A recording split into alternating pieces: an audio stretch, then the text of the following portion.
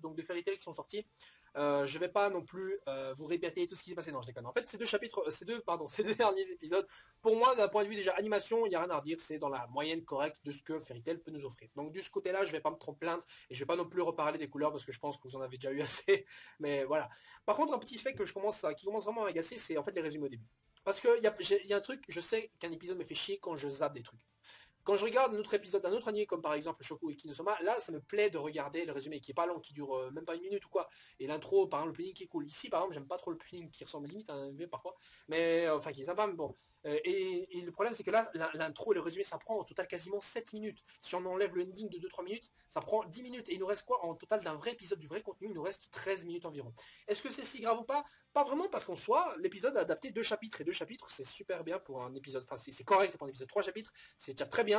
Et si c'est très bien fait, ça va, mais si c'est mal fait, d'ailleurs, 3 chapitres en un seul épisode, parfois ça peut aller très vite, donc, ça peut aller très vite et ça peut être mauvais. Regardez d'ailleurs Nanatsu no Taizai qui a adapté 4 ou 5 chapitres parfois en un seul épisode, et on ressent l'effet de vitesse. Mais ici, 2 chapitres, ça va. Donc je me plains en même temps et en même temps je me dis que c'est au final peut-être raisonnable au final. Parce que c'est vrai que sinon il devrait adapter plus de trucs et j'ai pas envie de rattraper aussi soudainement et aussi rapidement le manga. Donc je pense que je préfère qu'il fasse cela.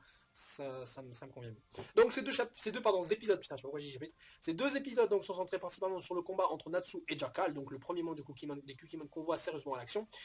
Et Jackal se fait buter. Voilà, au bout des épisodes, il s'est buté. Bon, maintenant on sait un truc, c'est que déjà Tempesta, si vous ne suivez que l'anime, je vais pas vous spoiler, mais si vous ne suivez que l'anime, vous aurez compris que déjà Tempesta, lui, peut se ressusciter, peut se exploser et se ressusciter. Est-ce que Jackal peut faire pareil? On ne sait pas trop, vous allez voir. Donc du coup, il se fait sauter parce qu'il se fait buter par un Natsu. Alors, il y a un truc qu'il faut que vous sachiez si vous n'avez pas suivi le manga, c'est que ce putain de combat dans le manga a fait péter un câble à beaucoup de gens. Pourquoi? Pour le Afroapi. Et aussi un peu pour le fait que Natsu, d'un coup, comme ça, il arrive à résister à l'explosion, à la malédiction donc de Jackal, qui utilise donc un truc qui donc n'est pas une magie, mais bien une malédiction. C'est pas vraiment la différence à ce moment-là d'histoire, mais on va la découvrir par la suite, je vous le promets. Donc, ces 2 trucs, c'est vraiment les 2 trucs qui ont vraiment fait chier tout le monde. Dans l'animé, il y a une scène qui m'a plu parce qu'elle avait l'air d'avoir envie de justifier un peu le pourquoi de Natsu qui survivait à ces explosions. À un moment donné, et c'est pas dans le manga, mais je pense, hein, parce que j'ai vérifié, mais c'est pas dans le manga, mais à un moment donné, après que Natsu ait de nouveau tapé Jackal, à un moment donné, son bras allait exploser comme ça, et ce qu'il a fait, c'est donc, il a, en quelque sorte, avalé l'explosion. Et comme lui, justement, les explosions, ça lui fait pas peur, parce qu'au début de leur combat, Jackal avait fait exploser plein de trucs, et Natsu avait dévoré ces explosions. Et donc, l'explosion de Jackal, en tant que malédiction, ne devrait pas non plus lui poser problème, puisque c'est du feu, et donc il mange le feu. Donc, si on cherche une logique, que Natsu résiste aux explosions, ok, mais pourquoi la première fois qu'il se fait exploser comme ça, il tombe à la renverse, et après, ça y est, peut résister plein de fois? Vous allez me dire, oui, c'est parce que la première fois, Natsu avait subi en même temps 20 explosions, et là, c'est une par une. Oui, mais il faut quand même expliquer pourquoi, et pas juste un j'ai compris le truc, je sais comment ça marche. Encore pour Sting et Rogue, quand ils ont compris le timing de leur attaque et tout. Ça, c'était rapide, mais j'aurais compris. Hein, mais là, il n'y a pas de justification. Donc du coup, j'avais pas compris. Mais c'est le fait que Natsu donc avale l'explosion, ça m'avait plu. Le problème, encore une fois, juste après, c'est que Natsu n'a pas tout le temps, il n'avale pas tout le temps cette explosion, mais ce qu'il fait, c'est et fait comme ça. Donc j'imagine que d'une certaine manière, en fait, l'explosion qui vient de lui-même, bah en fait, il la mange en quelque sorte. C'est ça le truc. Donc il subit des dégâts, et parce qu'il ne peut pas manger toute l'explosion d'un coup, mais il absorbe une grosse partie des dégâts et donc survit à l'attaque. C'est plus ou moins comme ça que je vois. Et si c'est ça, plus ou moins la justification que veut donner l'animé, je suis d'accord. Parce que dans le manga, on avait que dalle, c'était genre Natsu qui sourit, j'ai survécu, j'ai compris le truc et tout, ça marche plus. J'ai dit, quoi? Non, c'est pas comme ça. Bon. Et ensuite, on a quoi? On avait surtout Afro Happy. Donc, en gros, Happy qui nous fait le remake de Pell dans l'arc Alabasta dans One Piece. Donc, en gros, juste avant que Jackal se détruise, et d'ailleurs, j'ai un truc que j'ai vraiment pas du tout compris. Apparemment, Happy, quand il voit que toute la ville a plein de lumière autour de lui, de genre ça va exploser autour de lui, il prend Jackal et va en l'air.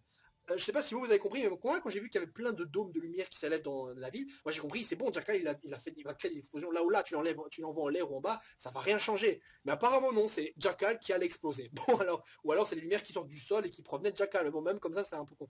Donc du coup, Happy prend Jackal, ils vont en l'air et tout, il y a une explosion gigantesque qui était censée raser une ville en même pas une seconde.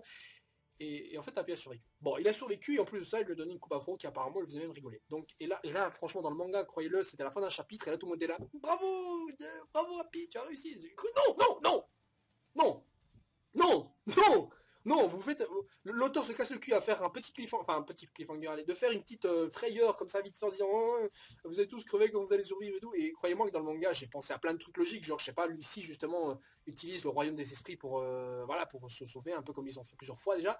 Et là, j'aurais compris. Mais utiliser un Afro-Happy, non, survivre l'explosion avec en allant dans la dimension des esprits de Lucie, je vous jure, ça aurait été le truc.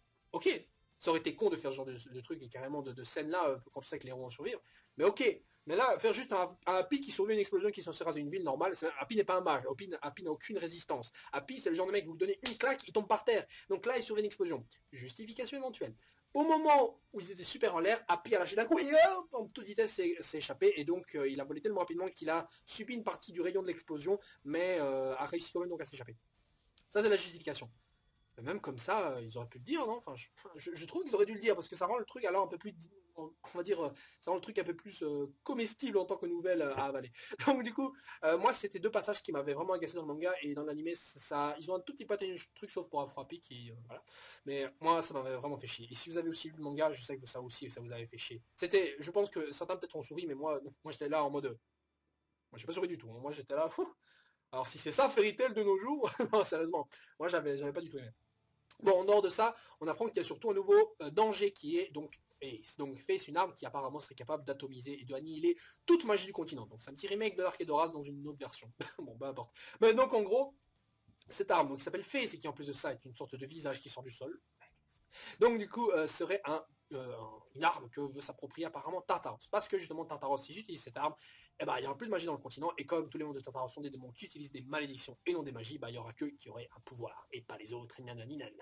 Bon, qu'est-ce qu'il faut retenir? C'est que ce danger qui est Face, apparemment, est aussi un danger qui a été scellé, et parce qu'il y a trois petits mages du conseil, anciens ou nouveaux, je sais plus, qui ont en eux une sorte de verrou, de clé. Donc du coup, il faut que les trois gars crèvent, j'imagine, ou en tout cas donnent leur autorisation ou clé pour pouvoir libérer et activer Face. Et on sait une chose aussi, c'est que Jelal est aussi une ancienne,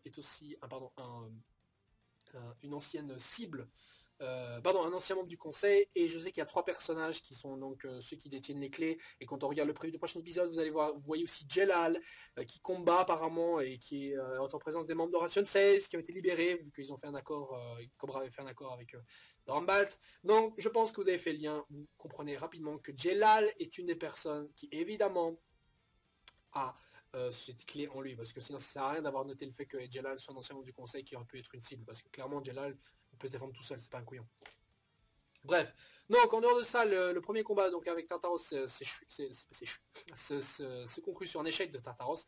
Bon, le premier avec Laxus et Tempesta, on va dire c'était une sorte de match nul en quelque sorte, même si Laxus avait vaincu Tempesta a réussi quand même à baiser Laxus après, quand même. Mais Jackass se fait exploser, donc crève du coup, et d'ailleurs se dit même carrément je suis désolé Kyoka. Bon, un malade comme lui apparemment dit désolé Kyoka, mais bon, il se rachète soi-disant parce qu'il pensait qu'il allait emporter tous les autres dans la mort avec lui.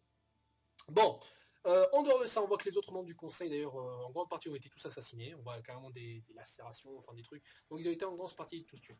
Et à un moment donné, avec la partie Elfman et Lysana, moi j'adore parce que là, on a Serra. Alors dans le manga, Serra, je l'ai beaucoup aimé. C'est un personnage que j'ai beaucoup aimé. J'aurais aimé que la couleur de ses yeux soit un peu plus différente pour que ça colle bien avec le reste de ses fringues et tout. Mais c'est pas très grave. Mais donc du coup, ce personnage apparaît et apparemment il utilise une sorte de magie qui lui permet de manipuler le corps humain. Alors là, manipuler le cadavre d'un ancien membre du conseil qui était mort. Et apparemment, sa magie marche pas très bien sur les morts. Donc à la base, ça marche sur les humains. Et là, on voit Elfman qui est en train d'étrangler sa petite sœur. Et aussi un truc intéressant, c'est que ça fait un remake du Elfman qui a déjà tué sa petite sœur. Donc du coup, imaginez le traumatisme déjà pour Lysana et pour Elfman qui ont tous les deux déjà vécu cette scène avant. Mais là, le problème, c'est qu'ils sont tous les deux conscients. Enfin, parce que Lysana, elle est morte en un coup. Enfin, elle était quasiment morte en un coup.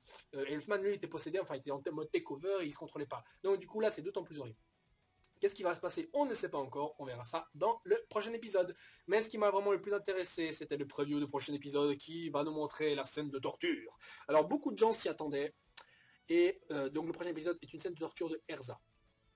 Une scène de torture de Erza. Et quand on sait que la fin de ce chapitre 6, c'est Erza Emira qui se dirige vers l'ancien chef, l'ancien président du conseil magique pour avoir l'adresse donc des trois types qui ont les clés de Face, on se doute bien qu'il y a un truc, il y a un problème, il y a un pépin qui va y avoir et qui fera que, en tout cas, Erza va se faire capturer. Parce qu'on voit que Kyoka apparemment torture Erza avec je sais pas comment. Et donc cette scène, je veux le dire, dans le manga, Erza est à poil. Et dans le preview, on voit qu'elle porte son petit haut noir. C'est sensuel. Est-ce que c'est une bonne chose ou pas? J'ai envie de dire que Fairy Tail est suivi par beaucoup de jeunes. Donc que Erza soit au moins habillée d'un petit haut comme ça, pourquoi pas? Parce que je veux dire, soyons honnêtes, il est clair que de toute façon, on s'attendait pas à avoir des tétons là-dedans.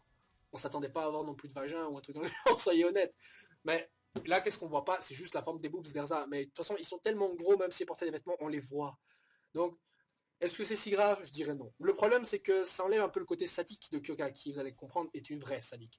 Donc le fait de lui laisser comme ça juste des vêtements comme ça, c'est un peu trop gentil pour le personnage. Bon, mais peut-être que je me trompe et qu'elle va les enlever ou les déchirer d'une manière ou d'une autre. Mais en tout cas, ce personnage va se retrouver à poil. Et je vais vous dire un autre truc aussi, c'est que dans la suite, vous allez découvrir d'autres personnages à poil. Et comme on sait que Erza maintenant était habillé, j'imagine que les autres persos les autres personnages justement seront aussi habillés. Et le fait est que si ces deux personnages sont et ces deux personnages qu'on verra par la suite qui devaient être à la base à poil vont aussi être habillés, ça va changer leur scène. Parce que dans leur scène, il y a un truc qui va se passer qui fait que justement le fait qu'ils soient nus va justement engranger une scène plus ou moins intéressante. Et justement, s'ils sont habillés, et ben, cette scène n'a pas lieu d'être. Et donc on ne verra pas certaines choses dans cette scène. Et donc ça me dérange parce qu'il y a un petit danger justement là. Bon, donc du coup, je ne sais pas à quoi m'attendre. Tout ce que je sais, c'est que Erza et Miragen vont botter des culs dans le prochain épisode ensemble, et ça, c'est la bonne nouvelle. Bon, sur ce, je vous retrouve la semaine prochaine pour le prochain chapitre, donc pour le prochain épisode, bon, dans 2 semaines plutôt pour les 2 prochains épisodes, ou le prochain si celui-ci sera très intéressant, de Fairy Tail. Pour l'instant, ça me plaît, ça va, encore le problème de couleur et tout, mais bon, voilà, je commence à m'habituer maintenant, même si c'est chiant. Parce que de toute façon je le change, mais bon. Donc les couleurs, surtout le résumé des épisodes qui est un peu lourd, mais bon, je pense qu'aussi on va s'y habituer, mais bon, l'épisode qui donc est assez chiant, mais de toute façon on remplit son quota d'adaptation de 2 chapitres, histoire qu'on n'ait pas un épisode qui soit au final lent quand on analyse le vrai contenu. Et c'est vrai que c'est pas lent quand il y a la progression, ça va, c'est pas lent, c'est pas de répétition au niveau du combat, c'est vraiment juste les épisodes qui donc font en sorte de donner un épisode de 2 chapitres, tout en gardant un format 20 minutes. Voilà, sur ça, je vous souhaite donc une agréable journée, soirée, et je vous souhaite et à dans 2 semaines. Voilà. Allez, donnez votre avis sur l'épisode.